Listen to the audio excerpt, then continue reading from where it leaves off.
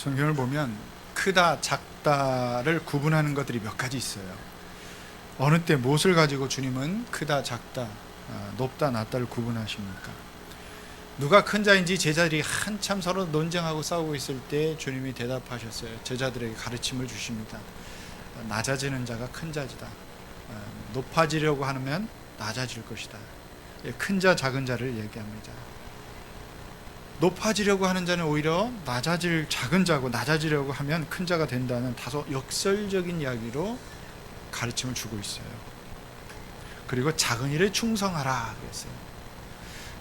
그렇게 보면 좀 크다는 것에 대한 우리가 생각하는 이 세상에서 관념적으로, 개념적으로 크고 위대하다고 생각하는 것을 주님은 별로 이렇게 중요하게 생각지 않으신 것 아닌가, 그런 생각을 하게 됩니다. 오늘 보면 예배당들을 굉장히 크게 짓고 자랑을 많이 하는 그런 교회들도 있어요. 우리 한국 교회 예배당이 가장 큰 교회가 있다는 거 아시죠? 한 예배당에 18,000명이 들어간 예배당이 있어요. 그게 한번 화제가 됐던, 자, 서울의 온수역, 오리동 온수역 가보면 한꺼번에 들어갈 수 있는 인원이 18,000명. 체육관보다 크죠. 야구장보다 크다보다 야구장 관중석보다 크게 그런 교회, 연세중앙교회가 있어요. 굉장히 커요. 한때 신문에도 나오고 세계 뉴스거리도 되고 그랬어요. 자, 하나님 어쨌든 거긴 그 역할이 있겠죠. 그러나 그거 하나님 막 크게 졌다고 그걸 하나님 굉장히 기뻐하시고 하나님 좋아하실까? 그런 건 아닌 것 같아요. 작지만 건강한 교회를, 정말 주님의 소원을 이루어가는 그런 교회를 주님이 주목하시지 않을까, 저는 그렇게 믿고 있어요. 이러한 예수님의 교훈은 세상 논리나 방식을 좀 뒤집는 그런 가르침입니다. 그렇지만 몇 가지 정확하게 큰 것을 칭찬하시고 작은 것에는 좀 낮은 부정적인 평가를 하는 부분이 있어요. 그게 뭘까요? 믿음이에요. 우리 마음 중심에 있는 그 믿음을 크다, 믿음이 작다, 이런 평가를 한 게 있어요.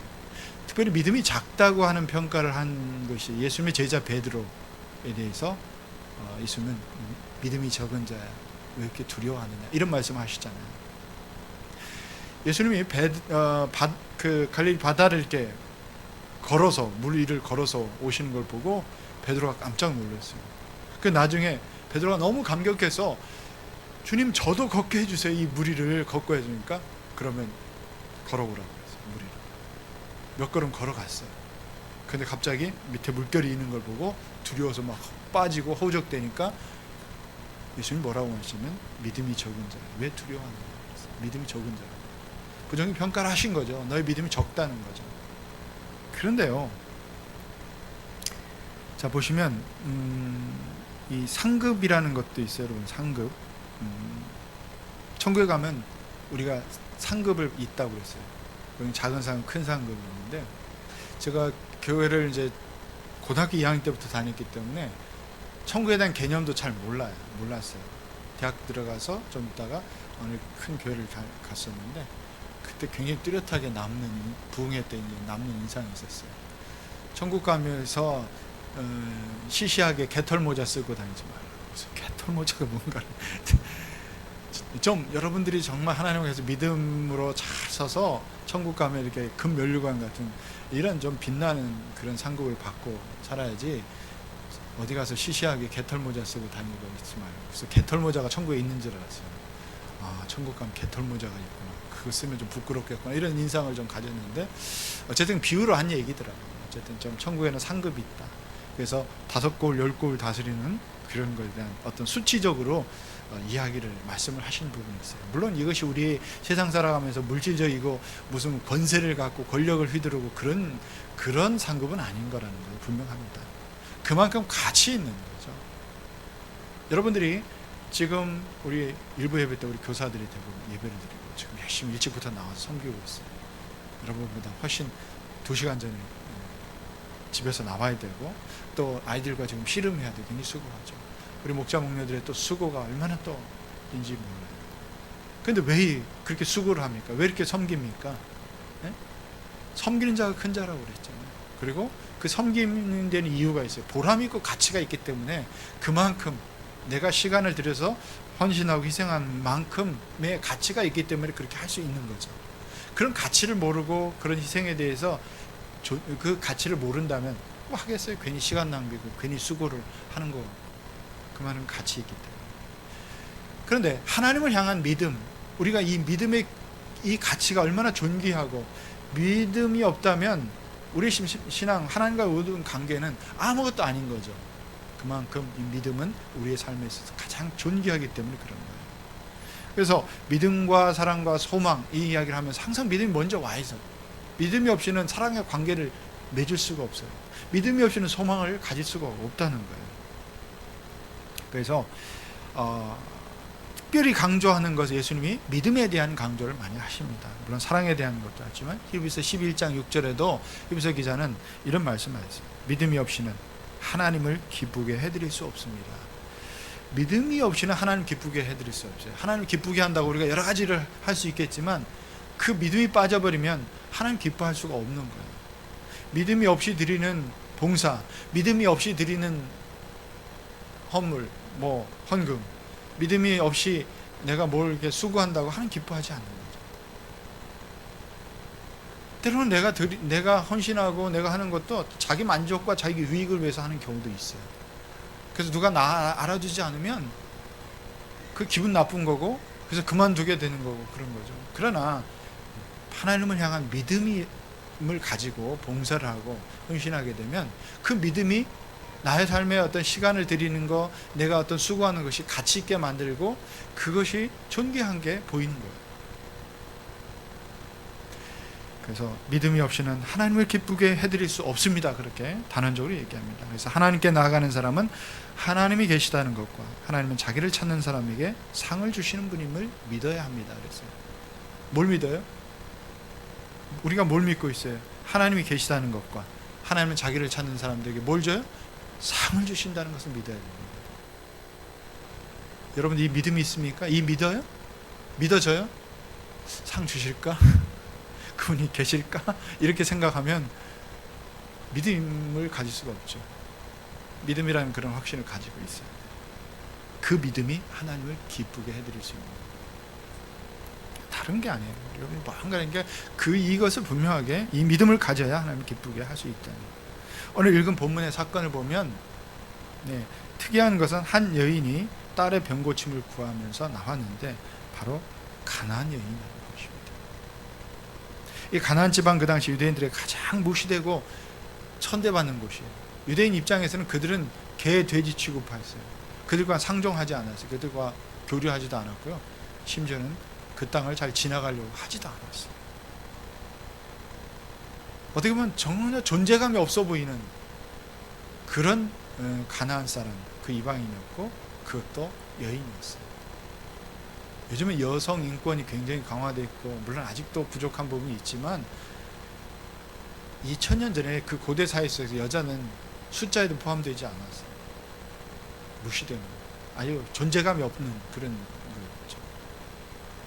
많은 대중 앞에 나와서 이 가나안 사람, 그 여인이 그 예수님께 막 사람들이 모여들어서 말씀을 들으려고 하고 그 따라다니는 그 많은 무리를 제치고 주님, 다윗의 자손 예수여, 주님 나를 불쌍히 여겨달라고 막 큰 소리치고 나올 수 있다는 거예요. 대단한 용기입니다. 그런데 이 여인에게 예수님이 네 믿음이 크다고 칭찬하신 거예요. 이 큰 믿음이라는 거. 자, 믿음을 작다 크다 이렇게 예수님은 판단하신 겁니다. 너의 믿음이 크다, 너의 믿음이 작다 이렇게 판단하신 거예요. 그 근거가 뭡니까? 무엇을 보고 예수님이 이 여인에게 믿음이 크다고 말씀하신 겁니까? 두 가지 정도로 생각해 봅니다. 첫 번째는 포기하지 않고 간구하는 믿음이 있습니다. 밖에 소리 들리도록 올려주시겠어요? 밖으로 지금 나간 분들이 있어요. 밖에서 지금 예배드리고 있는 분들 위해서.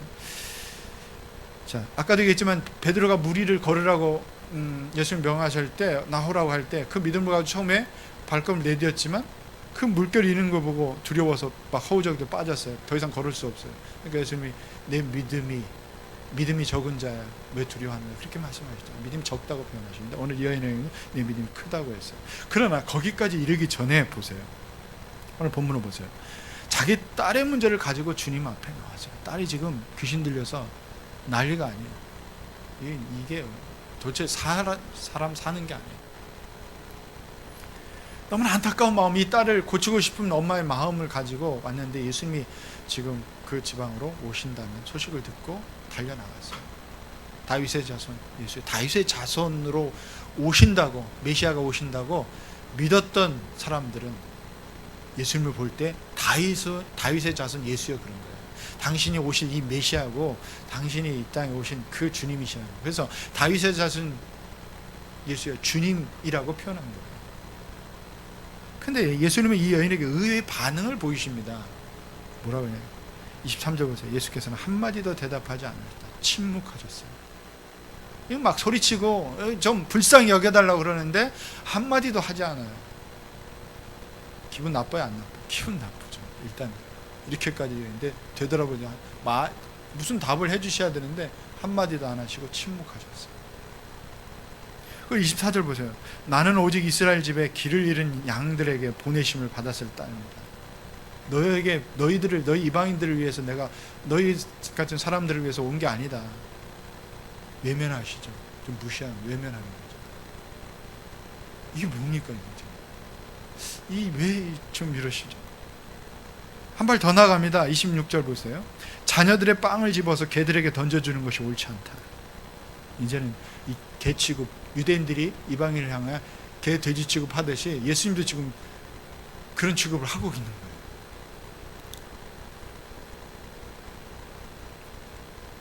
제자들이 지금 하도 소리치고 간청하니까 제자들도 간청해요. 저 여자가 우리 뒤에서 외치고 있으니까 좀 그를 적당히 안심시켜서 떠나보내달라고. 좀 어떻게 예수님 좀 너무 시끄럽게 너무 하니까 좀 어떻게 하라는 거예요. 예수님 지금 침묵하고 있으니까 한마디도 대답 안 하고 계시니까 제자들이 그냥 이거 안 되겠다 싶어서 좀 그러고 있는 거예요.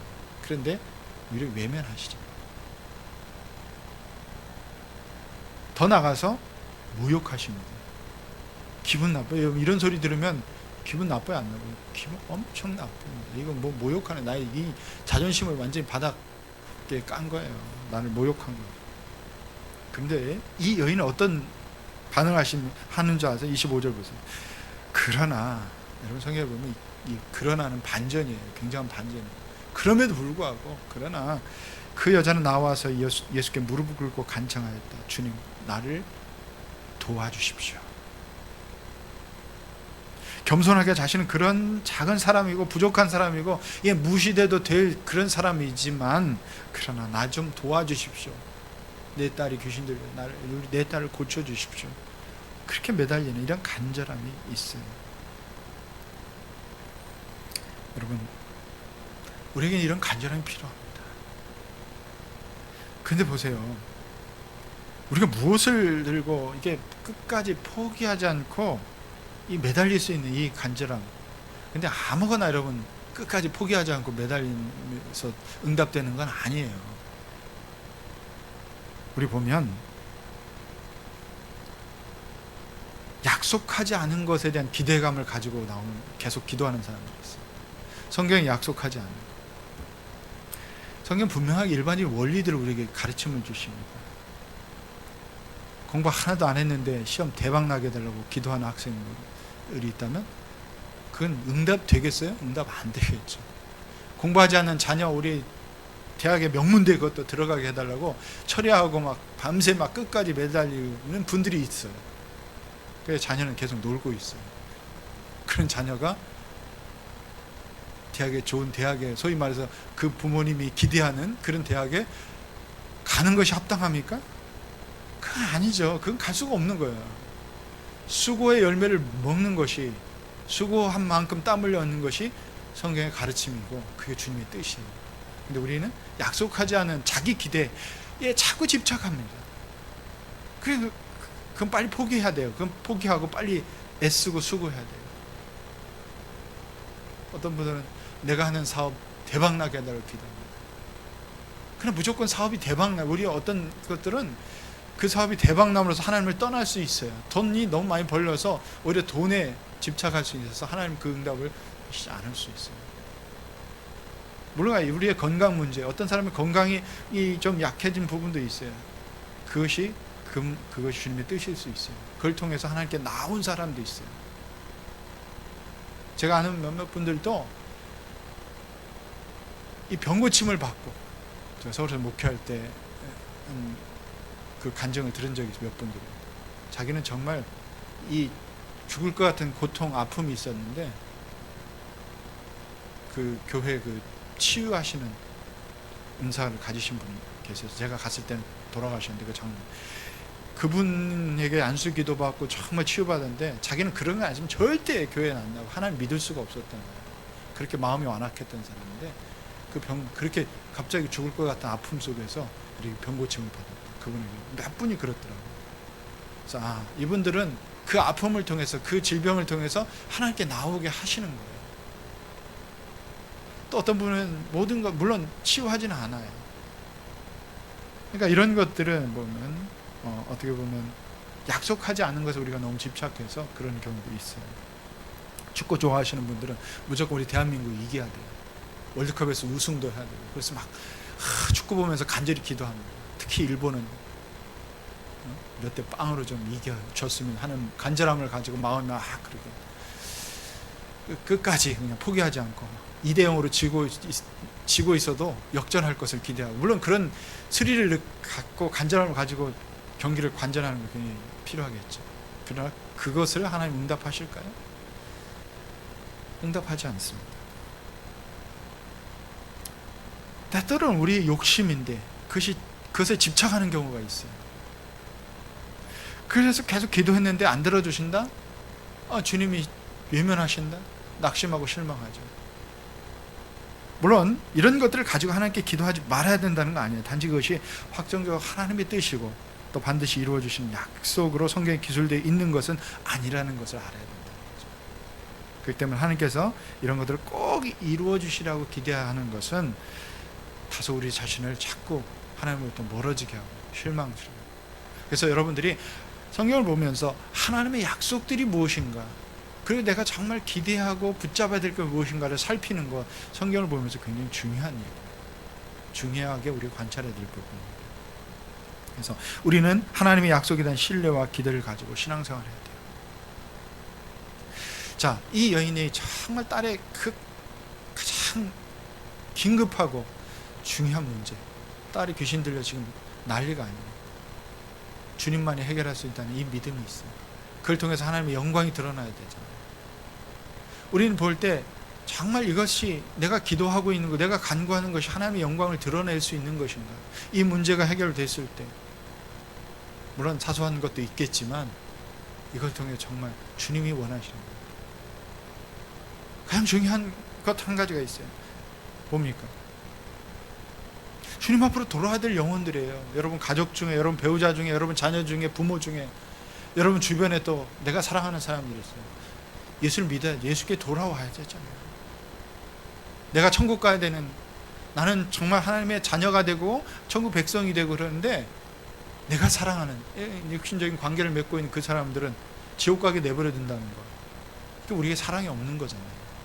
안타까움을 가지고 정말 매달려야 되는, 딸의 문제를 가지고 예수님께 나왔던 이 여인의 그 심정, 그 마음으로 우리가 간구할 수 있어야 돼요. 누구든지 주의 이름을 부르는 자는 구원을 얻겠다고 약속하셨잖아요. 모두에게 이 영원한 생명에 대한 길이 열려있잖아요. 누군지 예수님을 영접하면 하나님의 자녀가 되는 특권을 주신다고 말씀하셔요. 이게 약속이에요. 천국 백성이 되는, 하나님의 자녀가 되는, 구원 얻는 것. 그런데 나는 건강한데, 나는 하나님의 자녀가 되고 영원한데, 내가 사랑하는 이 사람들은 그렇지 못하고 지옥에 간다는 거죠. 얼마나 안타까워요. 우리 그걸 가지고 기도했을 겁니다. 그 사람들을 위해서. 그러나 너무 빨리 포기해버리는 경우가 많아요. 주님이 침묵하시고, 심지어는 외면하세요. 심지어는 내 마음속에 어떤 생각이 나면, 예수 안 믿어도 돼요. 아니, 믿을 수가 없어. 저 사람 저런 태도 가지고 믿을 수가 없어. 어떻게 보면 내 스스로 그런 것들을 외면하고 그냥 무시하고 지나가는 경우도 있어요. 여러분, 이런 문제를 가지면 정말 주님 돌아오면 주님의 영광이 되고 주님이 꼭 들어주셔야 되고 또 약속하신 것들 하면 여러분 끝까지 포기하지 않고 하나님께 매달려 있습니다. 그 간절한 안타까움을 가지고 끈질기게 하나님께 나갈 수 있어야 됩니다. 근데 주님은 이렇게 약속합니다. 구하여라 그리하면 하나님께서 너에게 주실 것이다. 찾아라 그러면 너희가 찾을 것이다. 문을 두드리라 그러면 너에게 열어주실 것이다. 마태복음 7장 7절의 말씀이잖아요. 열어주실 것이다. 구하는 거예요. 구하는 자에게 하나님 응답하신다고 그랬어요. 뭘 구하는 겁니까? 근데 주님은 왜 이렇게 이 여인에게 좀 이렇게 침묵하시고 외면하시고 좀 모질게 왜 그렇게 대한다고 생각하십니까? 이거 주님의 성품이 아니거든요. 주님 평소 하신 것이 아니에요. 이 한 여인이 정말 울면서 간절하게 지금 하고 있는데 왜 침묵하고 외면하고 왜 이러실까? 저는 예수님의 그 마음을 좀 생각해 봅니다. 저는 이 여인의 그 깊은 곳에 있는 믿음을 한 차원 끌어올리기를 원하신 겁니다. 때때로 시험하기를 원하신 겁니다. 시험하신 거예요. 이 모진 말씀을 통해서 이 여인을 오히려 믿음의 높은 한 단계 높은 자리로 나아가게 하시는 거예요. 때때로 주님은 우리를 이렇게 훈련시킵니다. 우리 믿음을 위해서 우리에게 때로는 시련을 주시기도 합니다. 때로는 침묵하시기도 합니다. 우리를 기다리게 하시기도 합니다. 외면하는 것처럼 느낄 때가 있어요. 내가 간절히 기도했는데 주님 침묵하세요. 아무 대답도 없고 응답도 없고 심지어는 외면하는 것 같고 내 자존심 팍 상하는 것 같고 그것 때문에 낙심하는 것 같고. 그러나 여러분 지금 이 가나안 여인을 향해서 우리 주님은 그 믿음을 한 단계 끌어올리기 위해서 지금 시험하고 있는 거예요. 때때로 주님은 우리에게 우리의 믿음의 수준을 한 단계 업그레이드하기 위해서 더 우리의 믿음을 키우기 위해서 그릇을 넓히기 위해서 주님은 때로는 침묵하고 외면하고 때로는 우리 자존심을 확 꺾는 그런 일까지 하실 수 있습니다. 우리가 무엇을 위해서 정말 그 간절하게 기도했는데 몇 년 걸려요. 어떤 응답이 올 때까지 너무 많은 시간이 걸릴 때가 있어요. 근데 그 시간 동안 우리가 포기하지 않고 끝까지 간구할 때 우리 믿음은 조금씩 성장하고 믿음의 그릇이 더 커지고 또 우리 인격도 성숙해지고 더 많은 것들을 우리가 포용할 수 있는 믿음의 그릇으로 더 성장시키는 주님의 뜻이 있다는 거예요. 그러면서 내 믿음이 크다 이렇게 평가를 받게 됩니다. 여러분 우리는 어떤 수준에 있습니까? 자꾸 주저앉고 있지 않습니까?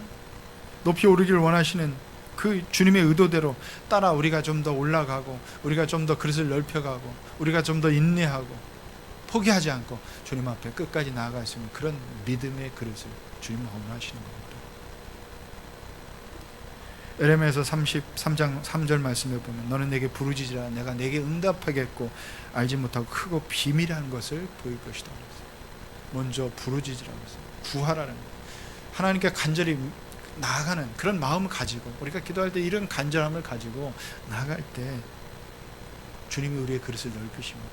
때때로 우리에게 침묵하는 것 같고 우리에게 좀 외면하는 것 같지만 그걸 통해서 우리가 포기하지 않고 주님 앞에 이 여인처럼 나아갈 때 우리의 믿음의 그릇을 더 넓히고 더 한 단계 높여서 주님이 우리에게 응답하시고 그때는 더 큰 그릇으로 더 큰 믿음으로 우리가 신앙생활을 할 수 있어요. 두 번째는 자기를 낮추고 주님만 신뢰하는 믿음이 있어요. 겸손. 우리의 믿음 생활에 우리의 신앙생활에서 이 겸손함이 정말 필요한 것입니다. 우리가 마음을 정하면 변하지 말아야 돼요. 우리가 어떤 관계를 맺을 때 어떤 계산하는 버릇이 있어요. 저 사람이 나한테 어떤 이익을 줄 것인가, 저 사람과 관계를 맺고 저 사람과 친해지면 나에게 어떤 유익이 될 것인가, 아니면 내가 저 사람과 관계를 맺어서 계속 뭔가 손해보는 것 같은 느낌일 때 빨리 관계를 정리하고 싶은 마음, 이것들이 있어요. 왜 그런지 아세요? 우리 속에 나보다 남을 낮게 여기는 겸손함이 없기 때문에 자꾸 계산하는 거예요. 다른 사람과의 관계에서도 하나님과의 관계에서도 우리가 별로 이익이 안 된다고 생각하면 외면하는, 우리 스스로 물러나 버리는, 그 속에 겸손함이 있는 게 아니라 우리 속에 교만한 마음이 있기 때문에 자기 중심적인 그런 생각으로 관계를 맺어가고 있다는 거예요. 27절 보시면 그 여자가 말하였다. 주님, 그렇습니다. 그러나 개들도 주인의 상에서 떨어지는 부스러기는 먹습니다. 그랬어요. 모욕적인 주님의 말씀에도 예수님 당신의 말씀이 옳다는 거예요. 인정하는 거예요. 얘는 주님과 논쟁하는 것이 아니라 주님을 신뢰합니다. 그럼에도 불구하고 자기 자존심을 내려놓고, 예, 맞습니다. 나 그런 사람 맞아요. 논쟁하지 않습니다. 받아들입니다. 그렇지만 주님의 은혜를 구하고 있습니다. 근데 여러분, 앞에 바리새인들과 서기관들은 그런 게 아니에요. 논쟁합니다. 12절 말씀이 마태복음 15장 12절 보니까 그때 제자들이 다가와서 예수께 말하였다. 바리새파 사람들이 이 말씀을 듣고 분개하고 있다는 것을 아십니까? 논쟁하고 있어요. 꼬투리 잡으려고 논쟁하고. 내 주장이 옳고요. 자꾸 예수님이 자기들의 자존심을 건드리고 자기들의 문제를 자꾸 지적하니까 기분 나쁩니다. 그러면서 논쟁하는 거예요. 자꾸 꼬투리 잡으려고. 안 되니까 화가 난 거예요. 분개하면서 그때부터 예수님을 죽이려고 모의하기 시작했다. 자, 이들과 지금 이 여인의 태도는 어떻게 다르요? 받아들이고 인정하고, 예, 주님 말씀이 옳습니다. 물론 이런 것들을 무시하고 막 하는 것이 옳다는 게 아니에요. 지금 주님이 시험하고 있는 거예요. 그러나 여러분, 우리가 하나님의 말씀을 대하는 이 태도가 중요한 거예요.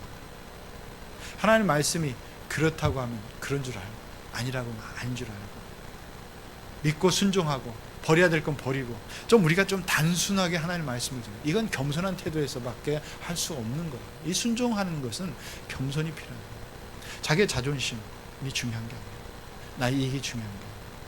우리는 말씀을 대하면서도 이건 나에게 도움이 되겠다, 이건 내가 별로 이렇게 크게 손해보지 않겠다, 희생하지 않아도 되겠다, 이 정도는 할 수 있지.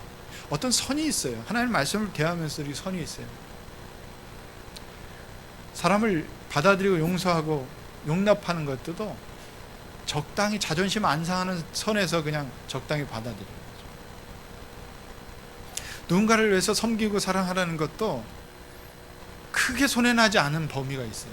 그러면서 이 정도는 내가 할 수 있다 미리 설정해 놓으니까 이 선을 넘어가면 내가 순종하기 어려운 말씀 그냥 피해버리는 말씀, 별로 외면하는. 어떻게 우리가 이런 식으로, 그 속에는 우리가 겸손함이 없어요. 우리의 자존심이 살아있어서 교만한 마음, 나보다 남을 낮게 여기기보다 내가 너보다 낫다는 이 마음이 있기 때문에 결코 손해보려고 하죠. 하나님의 관계에서도, 말씀 관계에서도 이런 삶의 태도를 유지하는 것은 결국 하나님을 신뢰하지 않는 거예요. 말씀이 그렇다고 하면 그런 줄 알아요. 나에게 조금 손해나고 마음에 거북함이 있어요. 여러분, 진짜 여러분 하나님의 말씀을 깊이 보고 그 말씀에 순종하려면 거북함이 있어요. 뭔가 우리 속에 좀 갈등이 있어야 돼요. 갈등을 일으켜야 돼요. 어떤 목사님, 정말 이렇게 목사님 존경받는 한국교회 목사님 그런 얘기를, 제가 신학교 때 그런 얘기를 들려줘요. 진짜 좋은 설교는 마음속에 갈등, 사람들이 그 설교를 듣고 막 자기의 자존심과 막 싸워야 된다고 그래요. 그걸 도전해야 돼요. 그래서 그걸 꺾을 수 있는 게 진짜 좋은 설교를 한 것이라고. 설교를 듣고 좋다, 평안하다, 아무 문제가 없이 오늘도 무사히 아무 문제가 없이 그냥 돌아가면 좋은 설교가 아니라. 여러분들은 해서 이 세상에 오늘 예배드리고 나가서 세상에 성공하십시오, 세상에 돈 많이 버십시오, 하나님 믿고 축복받고, 얼마나 좋아요. 듣기 좋아요. 아무런 갈등이 없어요. 이런 설교를 들으면 뭐 굳이 순종할 필요도 없어요. 그냥 아멘 하고 가시면 되는 거예요. 근데요, 오늘 지금 굉장한 갈등을 지금 여인에게 일으키고 있는 거예요. 예수님 막 도전하시는 거예요. 왜 침묵하시죠? 외면하시죠? 모욕하시죠? 듣기 거북합니다. 저 같으면 벌떡 일어났어요. 벌떡 일어나서 한바탕 하든지, 나를 정말 이렇게 무시하느냐고만. 그런데 겸손하게 인정하고 받아들입니다. 예, 주님 말씀이 옳습니다. 전적으로 옳습니다. 전적인 신뢰가 있다면 믿고 맡기세요. 우리가 주님을 믿고 맡긴다고 기도 많이 하잖아요. 기도하러 기도의 자리에 나와서 주님 이 문제를 맡깁니다. 정말 주님 믿고 맡깁니다. 근데 또 일어나서 또 고민하는 거예요. 또 근심하고 돌아 평안이 없이 그 문제 갖고 집에 가서 또 씨름하고 뭘 믿고 맡겼으면 이제 그냥 평안을 누리세요. 주님 그 문제를 가져가셨잖아요.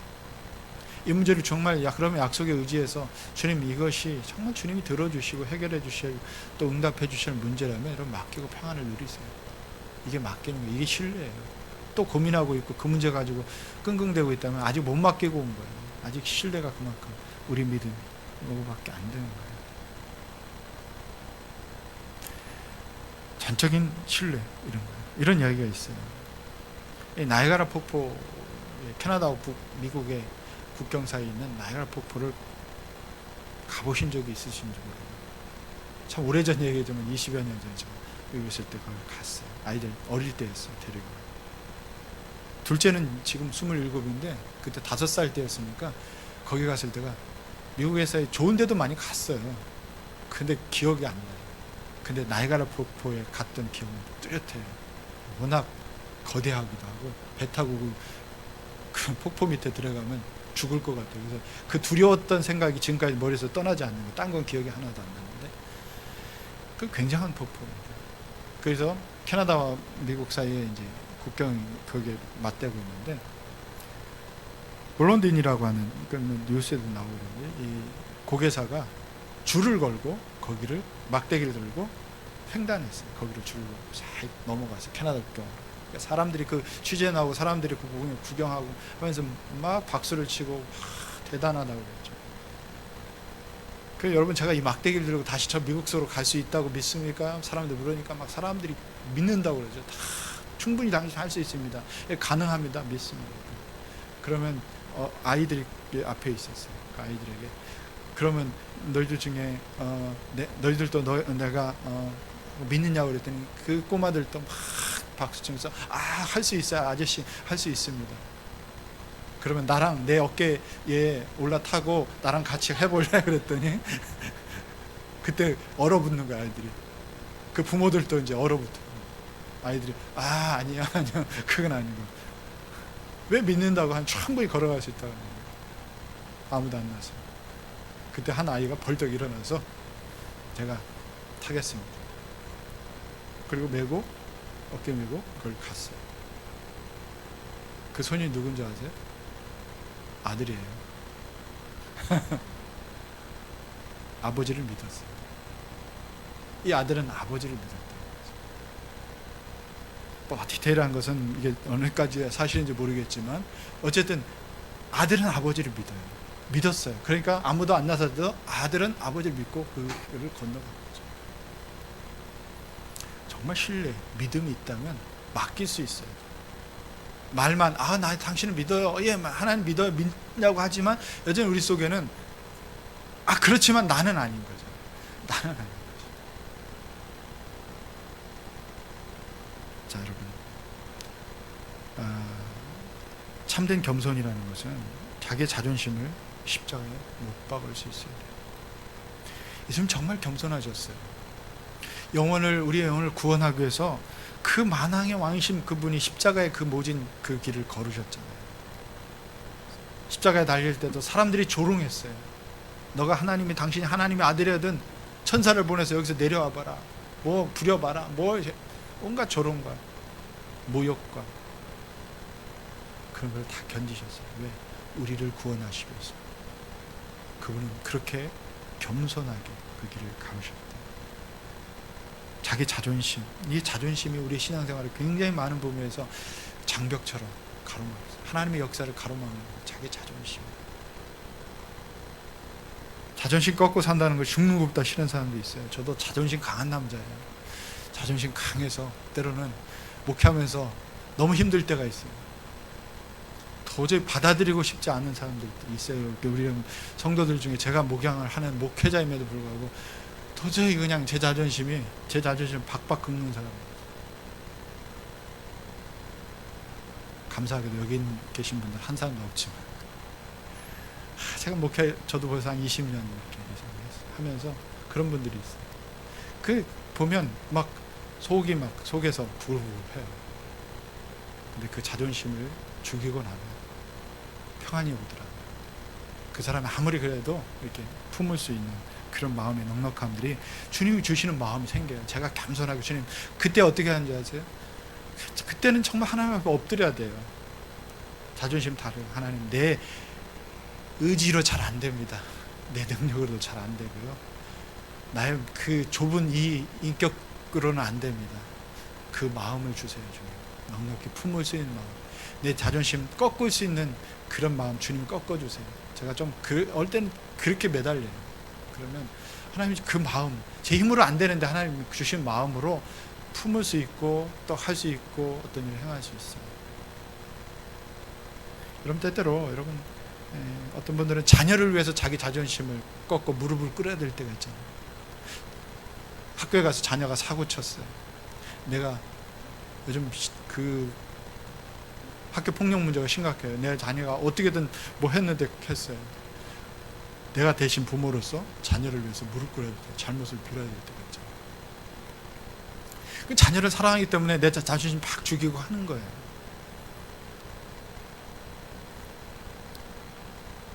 우리가 한 영혼을 주님 앞으로 인도하고 생명의 주님을 만나서 하나님의 자녀가 되고 천국 백성이 돼야 되는데, 그 안타까움을 가지고 주님 앞에 내가 정말 어깨에서 간절한 마음으로 자기 자존심을 내려놓아야 될 때가 있잖아요.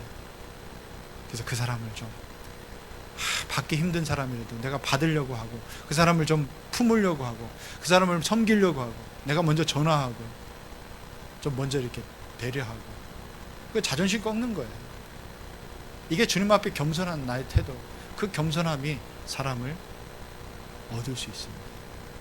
하나님 이걸 기뻐하세요. 주님 앞에 내 자존심을 꺾고 하나님 앞에 나가는 것뿐만 아니라 우리가 사람들과의 관계에서도 나보다 남을 낮게 여기는 주님의 그 마음으로 좀 겸손한 하나님의 내 자존심을 십자가에 못 박는 그런 결단이 필요합니다. 주님의 나라와 주님의 그 의를 위해서, 그 영광을 위해서 우리가 그렇게 할 수 있어야 됩니다. 이게 역사하는 큰 믿음입니다. 그래서 주님 약속하시잖아요. 그 약속 얼마나 많이 있습니까? 마음이 깨끗하면 하나님 볼 수 있다.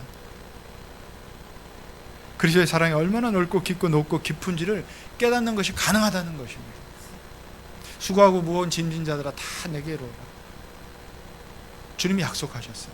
이 약속을 믿고 우리가 주님 앞에 겸손하게 서는 거예요.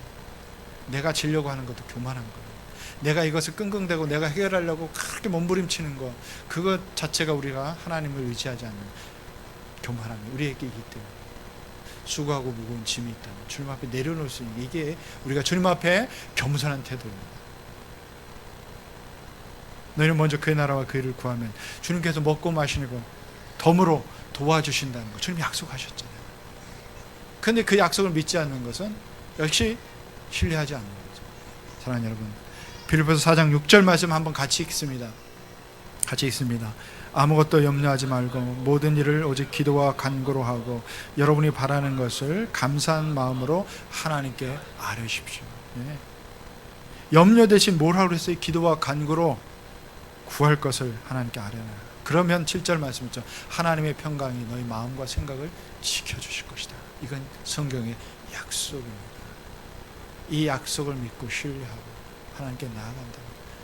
여러분의 믿음은 한 단계 더 도약할 것이고 더 성장할 것이고 여러분의 믿음의 그릇은 더 커질 것입니다. 하나님의 역사를 크게 경험하게 될 줄로 믿습니다. 28절의 여자의 참으로 내 믿음이 크다, 내 소원대로 되어라.